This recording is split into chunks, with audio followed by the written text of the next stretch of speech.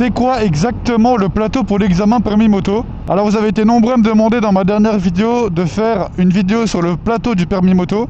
Donc si tu comptes passer ton permis moto, n'oublie surtout pas d'enregistrer cette vidéo et de la partager à un de tes potes qui compte passer son permis moto cet été. Ça va vous servir pour plus tard. Alors déjà, la première chose à savoir, c'est qu'en Belgique, vous devez faire minimum 9 heures de moto-école avant de pouvoir passer votre plateau. Et donc le plateau, c'est donc un parcours d'obstacles que vous devez faire avec la moto. On va vous évaluer sur plusieurs choses. Alors la toute première chose sur laquelle on va vous évaluer sur le plateau, c'est l'examinateur qui va vous poser quelques questions sur la moto. Des questions toutes simples, du genre comment mettre les pleins phares, comment mettre les clignotants, comment actionner le klaxon, comment vérifier la pression des pneus, etc. La deuxième chose qu'on va vous demander de faire, c'est de stationner la moto à gauche ou à droite en fonction de ce que l'examinateur va vous dire. La troisième chose sur laquelle on va vous évaluer, c'est un slalom.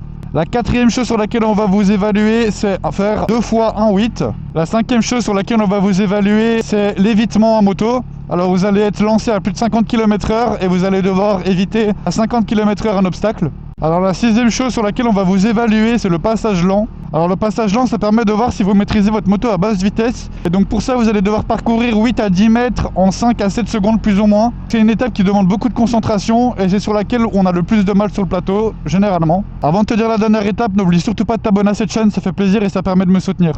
Et donc la dernière étape, c'est le freinage d'urgence. Donc le freinage d'urgence, ça va être comme l'évitement, vous allez devoir vous lancer à 50 km/h au minimum. Et vous allez devoir vous arrêter le plus vite possible, en sachant que s'il pleut ou s'il fait beau, la distance de freinage est différente. Et si vous avez la bonne méthode de freinage, il n'y aura aucun problème.